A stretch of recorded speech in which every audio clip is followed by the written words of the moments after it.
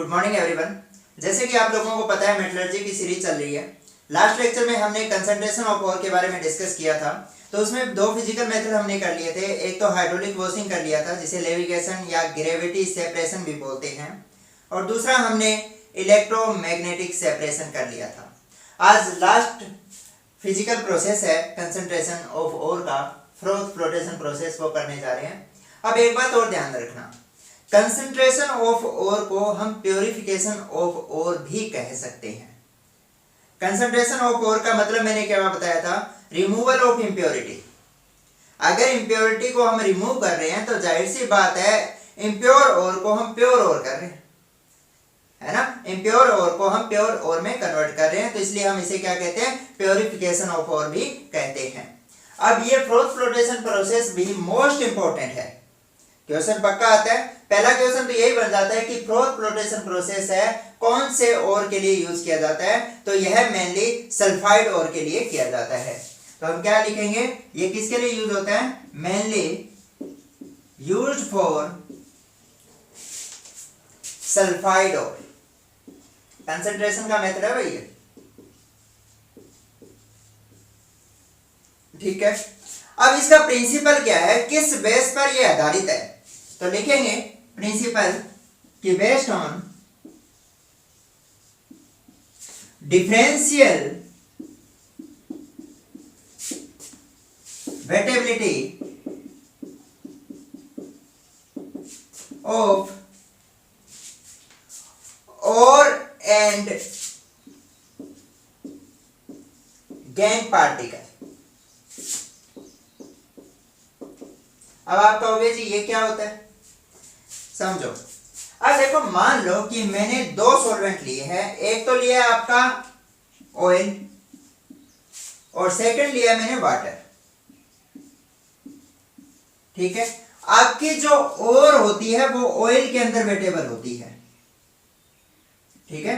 और क्या होगी, ऑयल के अंदर वेटेबल होगी। और आपके जो गैंग पार्टिकल होते हैं, गैंग तो समझ रहे हो ना, जो इंप्योरिटी होती है उसे गैंग कहते हैं या मैट्रिक्स भी बोलते हैं।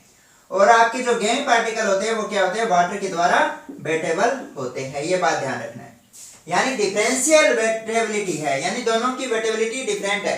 ये ऑयल में वेटेबल है और ये वाटर के अंदर वेटेबल है। ये बात ध्यान रखनी है आपको। अब होगा क्या भाई, प्रोसेस समझो। हम क्या करेंगे, एक टैंक ले लेंगे। मैंने क्या किया, एक टैंक ले लिया।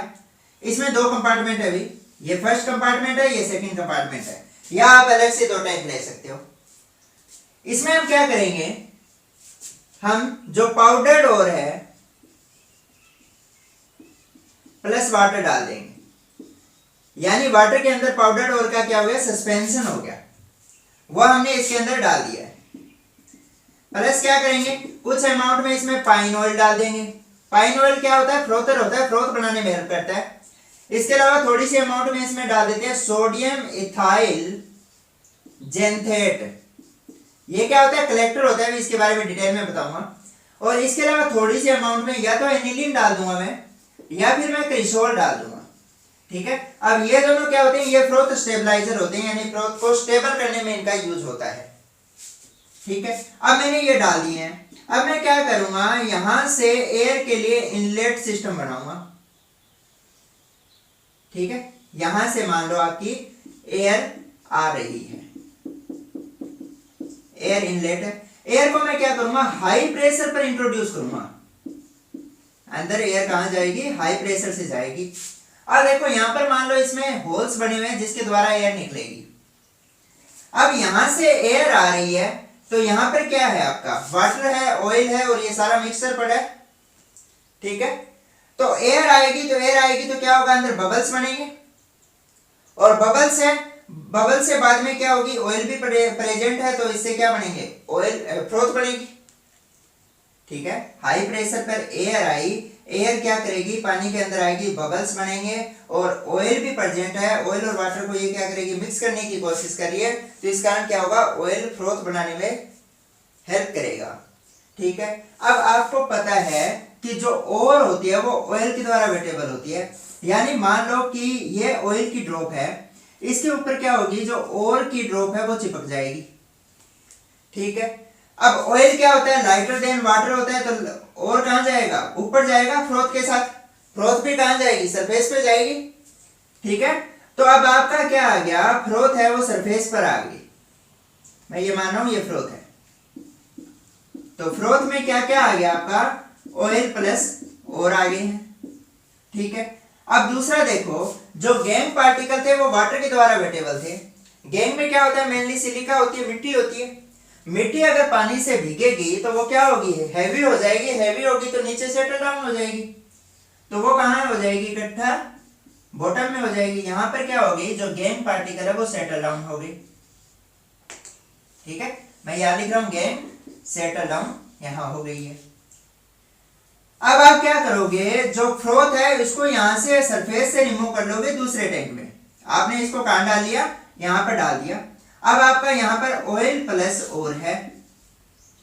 ठीक है, अब आपको क्या करना है, इनके ऑयल और के बीच में जो बॉन्डिंग है उसको तोड़नी है। इसलिए आप क्या करोगे, इसमें थोड़ी सी अमाउंट में एसिड डाल दोगे। ठीक है, एसिड क्या करेगा, ऑयल और के बीच का बॉन्ड है वो तोड़ देगा। अब क्या करोगे, आप हीट दोगे।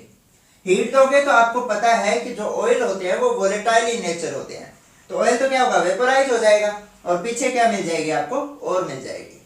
इस तरह से यहाँ पर क्या आपने जो डाली थी वो इम्प्योर और थी, यानी और के साथ गैंग पार्टिकल थे। अब गैंग पार्टिकल यहीं रह गए और आपकी यहाँ आ गई, तो मतलब इम्प्योर और से आपने प्योर और है वो ऑब्टेन कर ली by using froth flotation process. यहां तक क्लियर होगा, है ना। मैं रिपीट कर देता हूं, पहले आपने क्या किया, पाउडर और प्लस वाटर डाला, यानी सस्पेंशन डाला है, उसमें थोड़ी अमाउंट में पाइन ऑयल डाला, इसमें सोडियम मिथाइल जेंथेट और एनिलीन या क्रेसोल डाल दिया। आपने क्या किया, हाई प्रेशर से एयर इनलेट करवाई है, जिससे क्या होगा, हाई प्रेशर में एयर आ रही है तो जाहिर सी बात है मिक्सिंग होगी और बबल्स बनेंगे। बबल्स बाद में क्या होंगे, फ्रोथ में कन्वर्ट हो जाएंगे ऑयल के साथ मिलकर, और वो फ्रोथ है। फ्रोथ के अंदर क्या होगा, क्योंकि ऑयल फ्रोथ में है, ऑयल के द्वारा और होती है वो वेटेबल होती है, यानी और ऑयल कहाँ आ जाएंगे, फ्रोथ के साथ सरफेस में आ जाएंगे। आगे अब आप क्या करोगे, सरफेस से इसको रिमूव कर लोगे और इसमें थोड़ी सी अमाउंट में एसिड डालोगे, तो और ऑयल अलग हो गए। थोड़ा सा हीट दोगे तो ऑयल वोलेटाइल इन नेचर होता है तो वेपोराइज हो जाएगा। आपके जो गैंग पार्टिकल थे वो वाटर के द्वारा वेटेबल थे, यानी वो हैवी हो जाएंगे और नीचे बॉटम में सेटल डाउन हो जाएंगे। वेरी सिंपल, यहां तक सबको क्लियर होगा। अब देखो भी, मैं वन बाय वन इंग्रेडिएंट का यूज बता देता हूं। मेनली मैंने ये कहा था सल्फाइड और मैंने बहुत सारे लिखवाए हैं अभी आपको। अगर आप फर्स्ट लेक्चर देखोगे, ये थर्ड लेक्चर बनाने जा रहा हूं, तो फर्स्ट लेक्चर में मैंने बताया कि जैसे पीबीएस हो गया, गैलेना बोलते हैं, इसे जिंक ब्लेंड बोलते हैं, इसे क्या होते हैं CuFeS2 कॉपर पाइराइट बोलते हैं। तो मतलब बहुत सारे सल्फाइड क्योर है, उनकी सेपरेशन के लिए इनका यूज किया जाता है। अब देखो, तो हम पहले बात करते हैं फ्रोथर की, या इसे फ्रोथिंग एजेंट भी बोल देते हैं। भाई नाम ही बता रहे हैं, जो एजेंट फ्रोथ बनाते हैं उन्हें फ्रोथर्स बोलते हैं। लिख लेना आप, क्या लिखोगे, those compound which form froth are known as frothers और फ्रोथिंग एजेंट। तो इसमें कौन कौन से यूज करेंगे हम, फ्रोथर्स है वो, मोस्टली तो हम पाइन ऑयल यूज करते हैं अभी, या इसके अलावा हम कैम्फर ऑयल भी यूज कर सकते हैं, या इसके अलावा हम यूकेलिप्टस ऑयल भी यूज कर सकते हैं। ठीक है, इनमें से कोई एक ऑयल यूज कर लेंगे। दूसरा आता है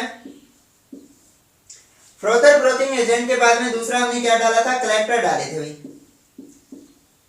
कलेक्टर या फिर इन्हें सरफेक्टेंट भी बोल देते हैं। सरफेक्टेंट हमने क्या डाला है, या तो आप सोडियम इथाइल जेंथेट यूज कर लो, या फिर आप पोटेशियम इथाइल जेंथेट भी यूज कर सकते हो, या फिर इसके अलावा सोडियम लोराइल सल्फेट भी यूज कर सकते हो भाई। ठीक है, इनमें से कोई एक यूज कर लोगे आप। अब आप कहोगे जी सोडियम इथाइल जेंथेट होता क्या, नाम पहली बार सुन रहे हैं। तो सोडियम इथाइल जेंथेट कैसे बनता है पहले तो ये समझो। ठीक है, मैं ये वाला हटा रहा हूं, चलो यहां बना देता हूं। ये आपका क्या है, सोडियम मिथॉक्साइड है। अगर मैं इसकी कार्बन डाइसल्फाइड के साथ रिएक्शन करवा दूं, CH2 होता है ना, कार्बन डाइसल्फाइड बोलते हैं इसको। अब देखो इसमें क्या है, माइनस चार्ज होता है ऑक्सीजन पे, सोडियम पे प्लस होता है, आयनिक फॉर्म में आपको पता है। और इधर क्या होगा कि अगर ये दोनों इलेक्ट्रॉन ये सल्फर ले ले तो इस पे नेगेटिव चार्ज आ जाएगा और इस पे क्या आ जाएगा, पॉजिटिव आ जाएगा।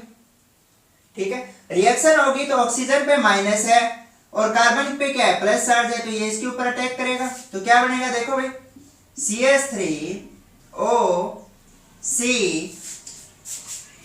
यानी इस ऑक्सीजन ने इस कार्बन के साथ बॉन्ड बना लिया। ठीक है, अब कार्बन पे क्या था, S के साथ डबल बॉन्ड था, सिंगल बॉन्ड रह गया, यहाँ पे माइनस चार्ज आ गया और यहाँ पर क्या है, डबल बॉन्ड है। ठीक है, और ये सोडियम क्या होगा, यहाँ माइनस चार्ज है तो यहाँ आ जाएगा, ये स्ट्रक्चर बन गई सोडियम इथाइल जेनसेट की। इथाइल अभी तो आप यहाँ क्या यूज कर लोगे, C2H5। ठीक है, मिथाइल होता है तो CH3 यूज कर लेते हैं, अगर इथाइल यूज किया हमने तो C2H5 यूज कर लोगे। अब देखो ये क्या है, सोडियम है, ये इथाइल है और इसको क्या बोलते हैं, जेंथेट बोल देते हैं। ये क्या बन गया आपका, सोडियम इथाइल जेंथेट बन गया। क्लियर है। अब इसका ये वाला जो पार्ट है, ये वाला पार्ट मैं कौन सा कह रहा हूं, ये वाला यहां से COSS तक, ये होता है हाइड्रोफिलिक। हाइड्रोफिलिक का मतलब होता है वाटर लविंग, ये हाइड्रोफिलिक पोर्शन है भाई। ठीक है, और ये इधर वाला C2H5 है, ये आपका क्या है, हाइड्रोफोबिक पार्ट है। हाइड्रोकार्बन तो आपको पता है ना, वाटर में इनसोल्यूबल होते हैं, वाटर रिपेलेंट है। ये क्या है, हाइड्रोफोबिक। ठीक है, तो इसमें दो पोर्शन हो गए, हाइड्रोफिलिक, फिलिक मतलब होता है लवर, हाइड्रो मतलब वाटर, वाटर लवर होते हैं। ये वाला पोर्शन वाटर लवर है और ये वाटर हेटिंग, फोबिक मतलब हेट कर रहा है, ये वाटर को हेटिंग है, तो वाटर रिपेलेंट हो गया। ये C2H5 क्या है, वाटर रिपेलेंट है। अब इसको मैं क्या ऐसे बना सकता हूं, जो वाटर लविंग पोर्शन है मैंने उसको इस तरह से एरो से ऐसे दिखा दिया, और जो हाइड्रोफोबिक पोर्शन है मैं उसको ऐसे बना दूं जिगजैग लाइन से। ठीक है, ये हाइड्रोफोबिक पोर्शन हो गया और ये हाइड्रोफिलिक पोर्शन हो गया। यहां तक सबको क्लियर हो गया, दो पोर्शन है। अब होगा क्या भाई, मान लो मैं हटा रहा हूं इधर वाला, तो इसमें हाइड्रोफिलिक और हाइड्रोफोबिक पोर्शन हो गया। अब क्या करूंगा मैं, मान लो कि मेरा और ये पार्टिकल है, और पार्टिकल है, और पार्टिकल क्या होंगे, आयनिक इन नेचर है, जैसे ये आयनिक फॉर्म में है, तो आयनिक इन नेचर है, तो क्या होगा, ये जो हाइड्रोफिलिक पोर्शन है उसको अपनी तरफ अट्रैक्ट करेंगे और हाइड्रोफोबिक पोर्शन है वो इधर रहेगा। ठीक है, इस तरह से रहेगा।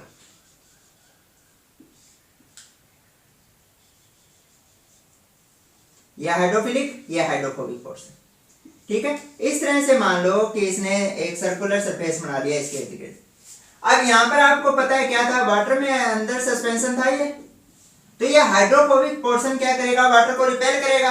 मान लो ये बीकर के अंदर प्रेजेंट था, तो बीकर के अंदर क्या होगा, वाटर है, तो ये हाइड्रोफोबिक पोर्शन क्या करेगा, वाटर को रिपेल करेगा। वाटर को रिपेल करेगा तो कहां जाएगा, ऊपर जाएगा, है ना, सरफेस पे जाएगा। यानी ये क्या करता है कि आपकी फ्रोथ को ज्यादा से ज्यादा सरफेस पे कलेक्ट करने में हेल्प कर रहा है, इसलिए इसका नाम क्या पड़ गया, कलेक्टर कहते हैं। ठीक है, इसलिए हम क्या कहते हैं, कलेक्टर कहते हैं। थर्ड हमने क्या डाले थे भाई, थर्ड डाले थे हमने स्टेबलाइजर। ठीक है, तो लिखो स्टेबलाइजर, थर्ड मैं यहां लिख देता हूं। स्टेबलाइजर कौन से थे, फ्रोथ स्टेबलाइजर।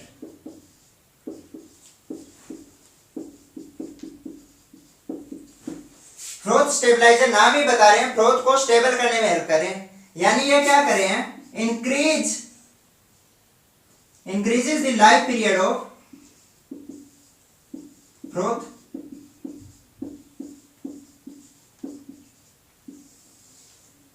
ठीक है, जो लाइफ टाइम है फ्रोथ का वो इंक्रीज कर रहे हैं। तो ये मेनली कौन से थे भी, आपके एनिलीन या फिर क्रेसोल यूज कर सकते हैं। कई बार क्वेश्चन आ जाता है भी कौन से फ्रोथ स्टेबलाइजर हैं, तो मेनली एनिलीन और क्रेसोल यूज करते हैं। यहां तक सबको क्लियर होगा, नोट कर लो।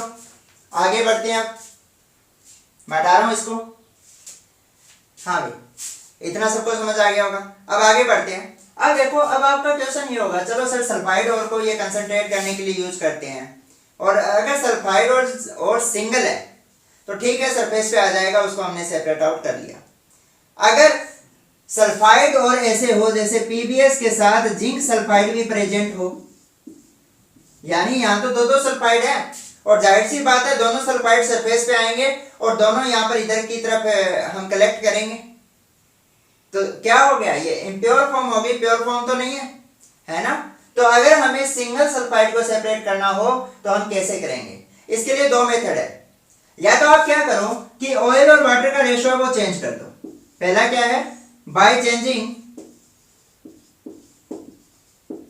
ऑयल वाटर रेशियो, ठीक है।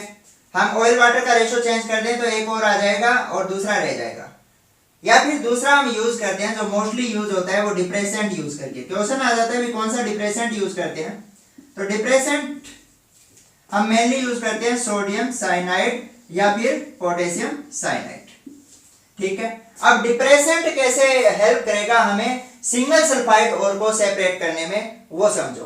तो हम तीन पढ़ चुके हैं। हमने पहले क्या पढ़ा था, फ्रोथर पढ़ा था, उसके बाद में कलेक्टर पढ़ा था, उसके बाद में फ्रोथ स्टेबलाइजर पढ़ा था। इसको फोर्थ हेडिंग दे दो। फोर्थ हेडिंग आपने क्या दे दी, डिप्रेसेंट दे दी। कैसे हेल्प करा है देखो, ये क्या करता है, सोडियम साइनाइड है वो जिंक सल्फाइड के साथ एक सोल्यूबल कॉम्प्लेक्स बना लेगा, ठीक है। जब कोऑर्डिनेशन कंपाउंड पढ़ेंगे तो कॉम्प्लेक्स के बारे में डिटेल में पढ़ेंगे भी। तो ये कॉम्प्लेक्स बना लिया इसने, ठीक है। ये क्या होता है, वाटर सोल्यूबल होता है। और इसके साथ क्या होगा, प्लस में Na2S निकल जाएगा, ठीक है। सोडियम साइनाइड ने जिंक सल्फाइड के साथ वाटर सोल्यूबल कॉम्प्लेक्स बना लिया प्लस सोडियम सल्फाइड बना। अब ये तो वाटर सोल्यूबल हो गया, जिंक सल्फाइड किस में कन्वर्ट हो गया, वाटर सोल्यूबल फॉर्म में। और आपका जो पीबीएस है वो सोडियम साइनाइड के साथ कॉम्प्लेक्स नहीं बनाता, मतलब सोडियम पीबीएस है, गैलेना है, वो एसएस पड़ा हुआ है, तो वो क्या करेगा, ऑयल के साथ फ्रोथ बना के सरफेस पे जाएगा जहां से हम उसको आसानी से कलेक्ट कर लेंगे, ठीक है। और जिंक सल्फाइड कहां रह जाएगा, सॉल्यूशन के अंदर रह जाएगा। इस तरह से हमने क्या किया, गैलेना को कलेक्ट कर लिया है। समझ आ गया होगा। अब देखो, अब आपका क्वेश्चन होगा चलो हमने इसको हटा लिया, तो अगर हमें जिंक सल्फाइड भी चाहिए तो हम क्या करेंगे, तो इसमें हम क्या करेंगे, अब एक हेडिंग और डाल दो। अब इसमें हम डाल देंगे एक्टिवेटर। हमने क्या कर लिया है, गैलेना को हटा लिया है, अब सिर्फ जिंक सल्फाइड बच गया, तो हम एक्टिवेटर डालेंगे। क्वेश्चन आ जाता है कौन सा एक्टिवेटर यूज करते हो, तो मोस्ट इंपोर्टेंट अभी कॉपर सल्फेट यूज किया जाता है। तो मैं क्या करूंगा, अब ये जो कॉम्प्लेक्स था इसमें मैं डाल दूंगा कॉपर सल्फेट, ठीक है। ये और ये मिलकर दोबारा क्या बना देंगे, जिंक सल्फाइड दोबारा बना देंगे, ठीक है। अब आपका क्या होगा, जिंक सल्फाइड है वो ऑयल के साथ वेटेबल होगा, फ्रोथ बनाएगा, सरफेस पे जाएगा जहां हम एसिड के द्वारा उसको अलग करके यूज कर सकते हैं। इस तरह से हमने पहले गैलेना निकाल लिया, उसके बाद में हमने क्या किया है, जिंक ब्लेंड अलग कर लिया है, ठीक है। तो ये था froth flotation process, physical method था। नेक्स्ट लेक्चर में हम लीचिंग के बारे में पढ़ेंगे।